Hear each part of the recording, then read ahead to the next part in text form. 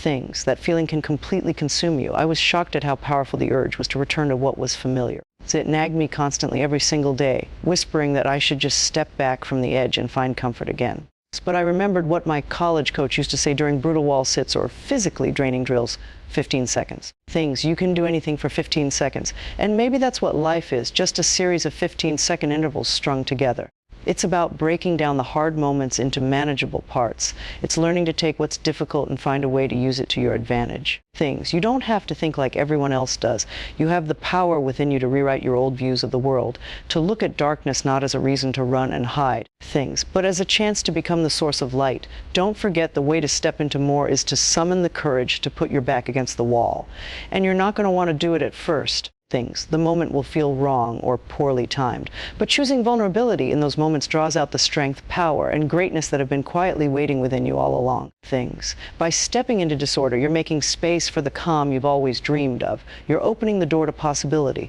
And that's all it needs, just to be left slightly open to come in. Things, I told myself, don't you dare reach for your phone. I made myself put it in another room entirely. I turned off the internet, silenced all my devices, and just thought. Because the truth is, things, we're losing ourselves to distraction. As Cal Newport says, this era demands more deep thinking and focus than ever before, yet we're becoming increasingly unable to do either. Things. And that's not just a funny tweet about screen time or a quick laugh about phone addiction. It's a serious issue. Things. The dopamine loop we're caught in is at odds with everything we need to find purpose.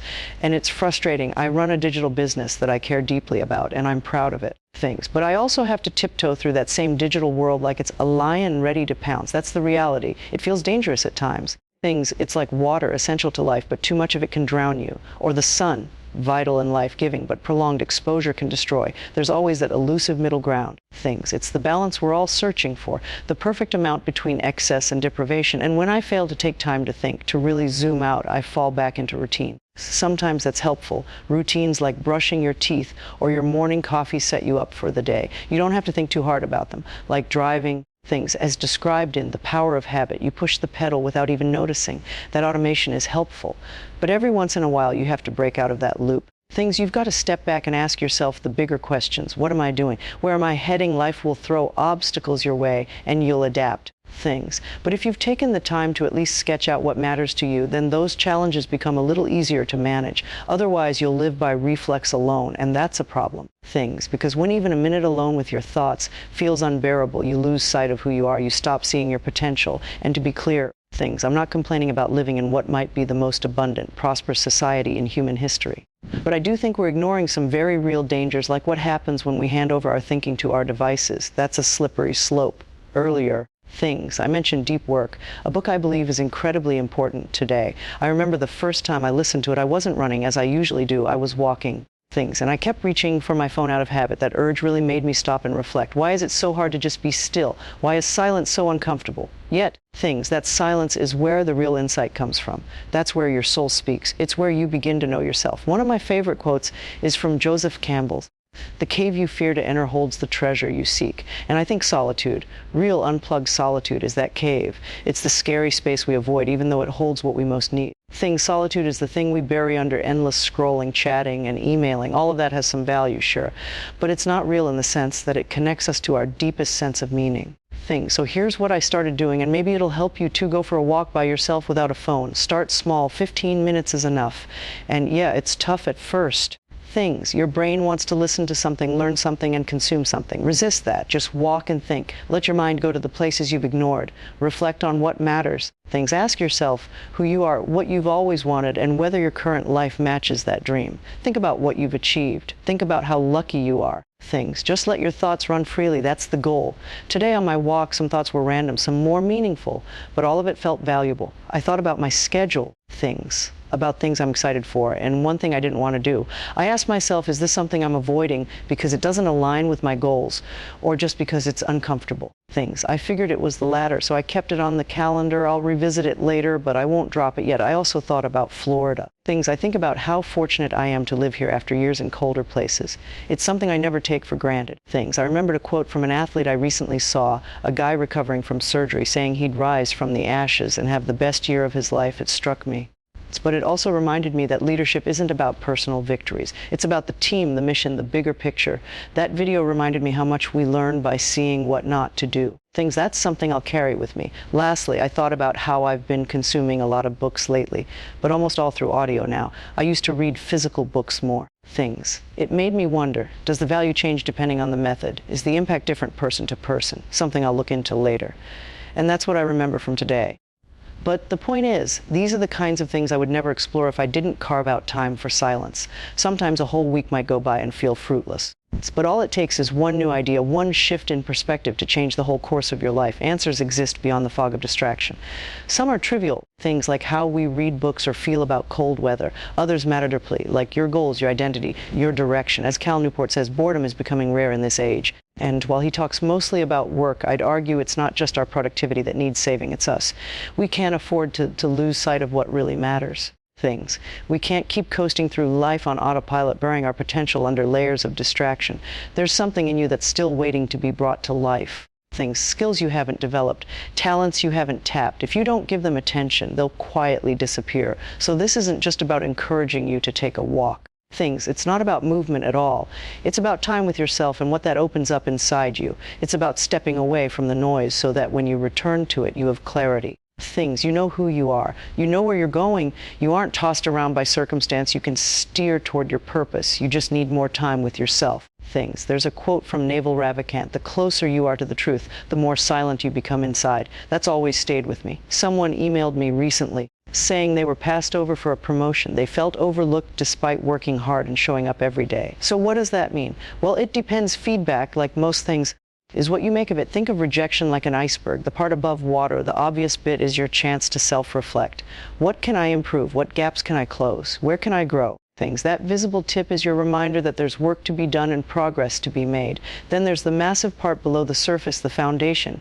That's your self-belief. Things. That's the deep trust in who you are. You need the resilience to know that a setback doesn't define you. You may stumble, wander, even feel lost. But if you're focused and committed to your goal, things, you'll find your way. Getting overlooked doesn't mean the journey is over. It's just one moment along the path. You decide where your story ends. There's a lot of space between now and then. Things. What truly separates success from failure is how we interpret the process, how we see ourselves in it. When you have strong self-belief, small wins and losses don't carry as much weight. Things. They're just data points, not destiny. So back to that quote, the closer you are to the truth, the more silent you become inside. Naval's point was that real wisdom is quiet. Things. The loudest person in the room often has the least certainty they're overcompensating. And I'd add that this applies internally too. When we're grounded, our inner voice calms down. Things. When we're aligned with our values and vision, our thoughts settle. Take this podcast and channel, for example. I've spent years building them, and I believe in what I do. So when criticism comes, and it always does, I take it in stride. It's just another tip of the iceberg. I always assess whether there's any value in the feedback I receive, positive or negative. And if there is, I take it, hold on to it, maybe tuck it away in my back pocket.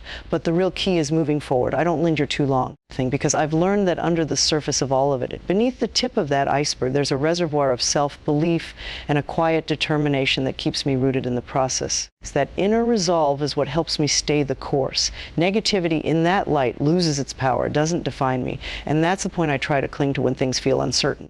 But here's something that might sound counterintuitive.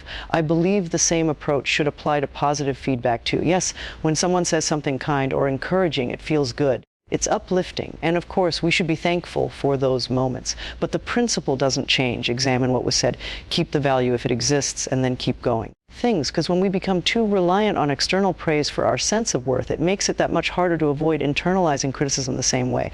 If applause defines our confidence, things, then silence, or worse, rejection, will crush it. That's why it's crucial to trust yourself and believe in your vision, independent of outside validation. It's not about you versus the world. It never was. It's about you versus you. It's about the person who wakes up every morning committed, focused on fire with purpose, the person who collects lessons and insights, things, who adapts and builds something greater, one moment at a time. And sometimes, yes, that lesson comes in the form of being overlooked. That sting becomes a signal to strengthen your approach.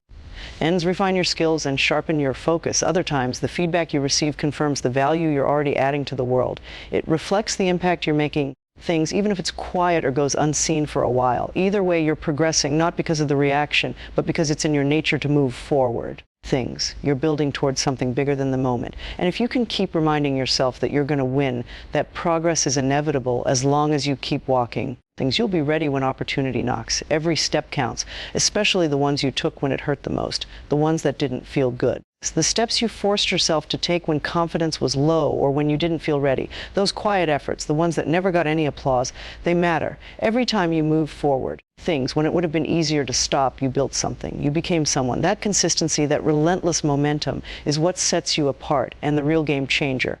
It's the ability to keep going even when there's no obvious reward. That's what determines the outcome.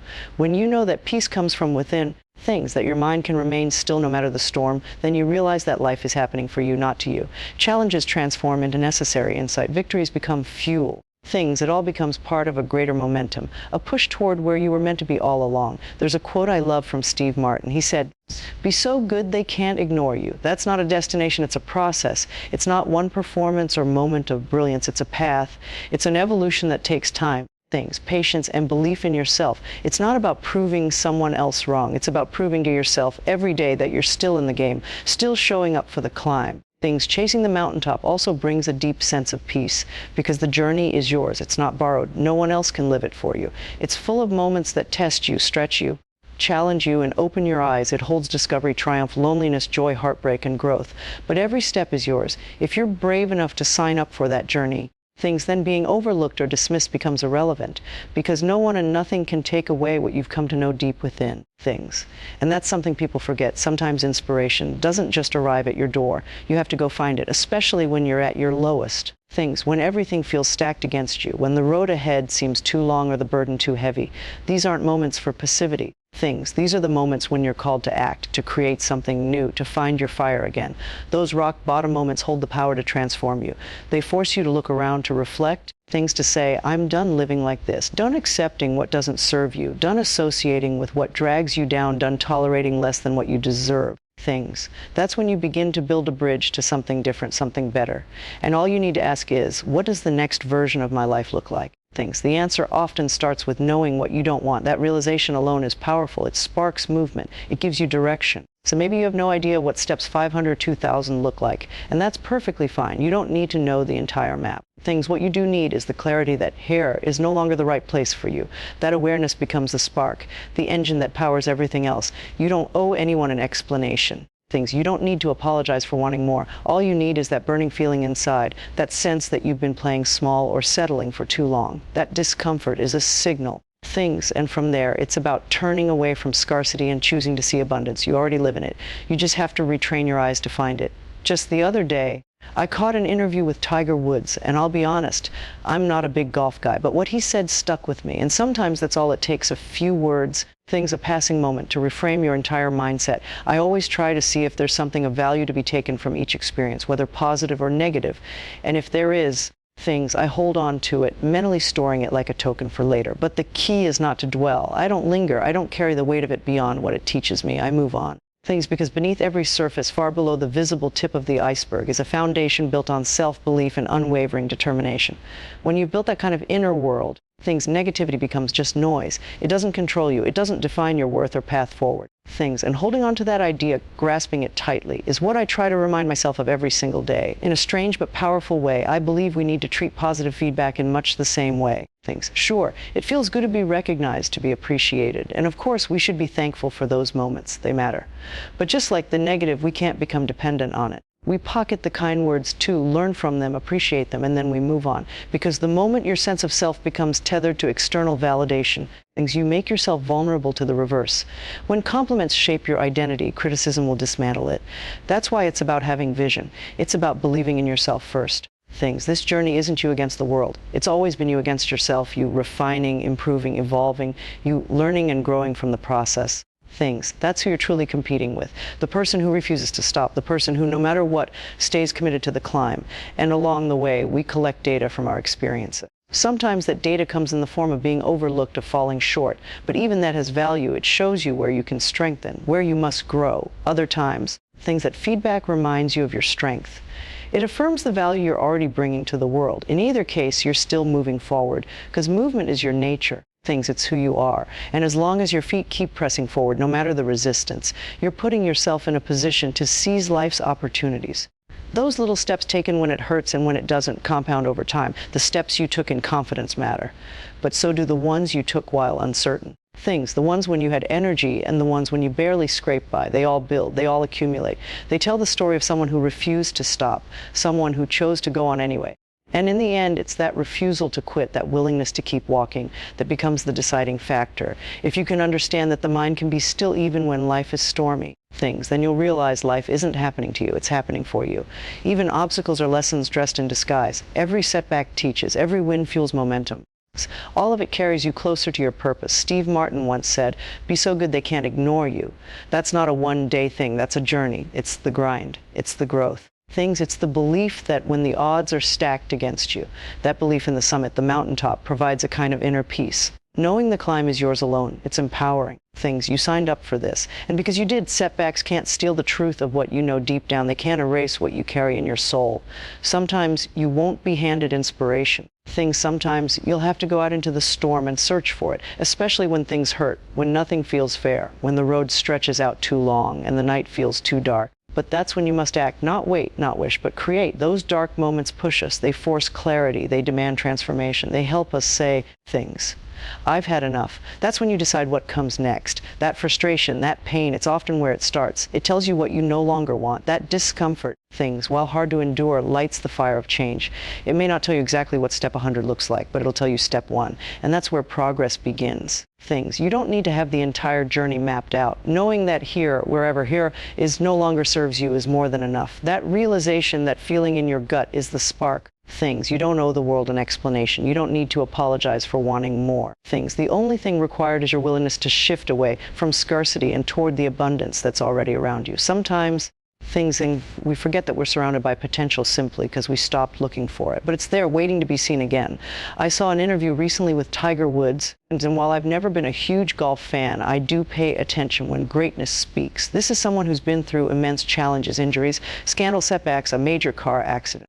And yet he continues to rise. In the interview, he was asked about the first day of the Masters. He hadn't played his best round, but he'd done well enough to cut, to move on to the weekend. Things, and what he said struck me. Things aren't the way I'd like them to feel, but I've given myself a chance. That phrase stuck with me. It wasn't about perfection. It wasn't about being his old self again. It was about still showing up, still standing, still moving. That's how we all get back up. That's how we rebuild after the storms. We cut. We give ourselves a chance. No matter what happened yesterday, you showed up today.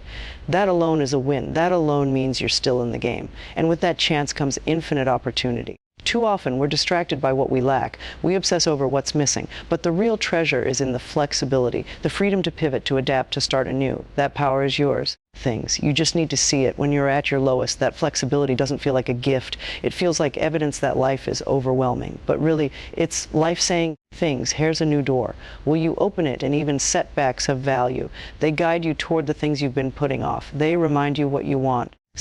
And they push you sometimes uncomfortably toward becoming who you were meant to be. Tiger's adversity didn't end his story. It gave him a new chapter. And your adversity, things, it's doing the same for you. All of it is working in your favor, but only if you're willing to reframe it, to see what looks like misfortune as preparation. Things. When you move from this is happening to me to this is happening for me, begin to unlock hidden doors.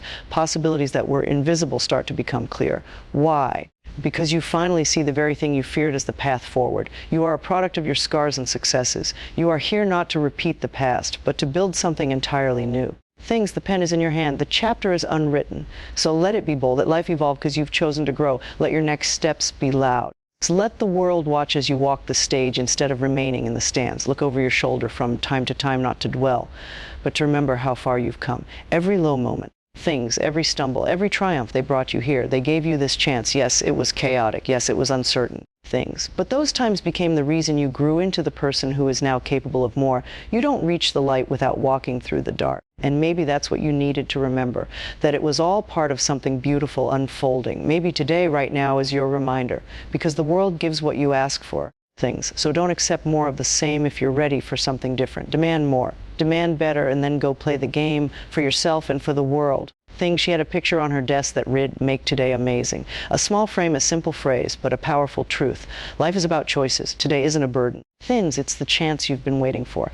So go make it amazing. There's a quote often attributed to Abraham Lincoln that says, "Be sure to put your feet in the right place." Then stand firm. Recently, while listening to Dan Carlin's incredible podcast, Hardcore History, this quote took on a new level of meaning for me. For those unfamiliar, Dan Carlin is an exceptional storyteller. His ability to connect history to the human condition is truly unmatched. In an episode titled King of Kings, he dove into a story that most of us have at least some familiarity with, the Battle of Thermopylae in 480 BC during ancient Greece. And while the battle itself is legendary, it was a single moment, a single response that really hit me, something that goes far beyond warfare and speaks to who we are and what we stand for. In this iconic story, King Leonidas leads a vastly outnumbered group of soldiers, including the famous 300 Spartans, against the overwhelming might of the invading Persian army, commanded by King Xerxes. Xerxes, knowing he had the numbers and power to crush this smaller force, offers them a deal: lay down your weapons, allow the Persian army to pass, and you'll be spared no harm. No conflict, just surrender and walk away. But in response to this offer, the Spartans reply with the now famous phrase, Molanleb, which translates to come and take them. In essence, they said, if you want our weapons, you'll have to pry them from our cold, dead hands. That kind of courage of conviction is staggering, faced with certain defeat. The Spartans still refused to give in. They were not just defending land or power. They were standing firm for something far deeper, for their principles, their way of life, their identity. And even long after I paused the episode, I couldn't shake the feeling that this mindset, this unwillingness to compromise what matters most, is something we can all learn from. It's something we need to internalize, because standing firm doesn't just apply to ancient battlefields. It applies to our own lives every day in ways we don't always see. That invading army, that overwhelming force in our modern lives, it doesn't show up wearing armor or carrying swords. It shows up as hardship, as a doubt, as fear. It shows up in the form of circumstances that make us feel powerless, uncertain, or small. Sometimes it's when life punches you in the gut and tells you to give up, to sit down, to conform. Sometimes it's the slow erosion of our confidence and character, one small compromise at a time. And in those moments, we might wonder, maybe I am just along for the ride. Maybe life is just a movie and I'm here to observe, to laugh, cry, or applaud, but never change the script. But as Viktor Frankl once said, everything can be taken from a man but one thing. It's the last of the human freedoms, to choose one's attitude in any given set of circumstances, to choose one's own way. In other words, life can bring storms. It can bring loss, pain, and uncertainty. But it can never take from you the right to define how you respond. That power is yours and yours alone. So when life bears down on you, when it demands you compromise your values or identity, you can answer just as the Spartans did, come and take it. Not out of arrogance, but out of strength. Out of conviction in who you are and what you believe. Sometimes the threat is not adversity, but the pull to conform. It's the pressure to give up small pieces of who we are, one by one, so we can fit into the world around us. It's the slow and subtle transformation, where we trade authenticity for acceptance, depth for approval. The kind of slow change that Emerson warned about when he wrote, to be yourself in a world that is constantly trying to make you something else is the greatest accomplishment. And that pressure, that's another kind of invading army, one that doesn't conquer with force, but with time and silence and comfort. It rarely happens all at once. More often, it's like that metaphorical frog in a pot of slowly boiling water. The heat rises so gradually that it doesn't notice until it's too late. That's how values are lost. That's how dreams fade. Not in dramatic moments, but in quiet ones, when we decide it's easier to give in than to stand tall. But external pressure doesn't define us. The world doesn't assign our worth or our vision. We are the architects of our meaning, the keepers of our light. So whatever it is you believe in, whether it's your dream, your purpose, your truth, it's worth protecting. It's worth holding on to even when the world doesn't see it or understand it. Especially then, because there's something in you that matters, something irreplaceable and unique. And yes, the world will test it, it will push back, it will ask you to let go. But to all of that, to every doubt, fear, and force that dares to challenge who you are, your answer should be simple, steady, and clear: come and take it.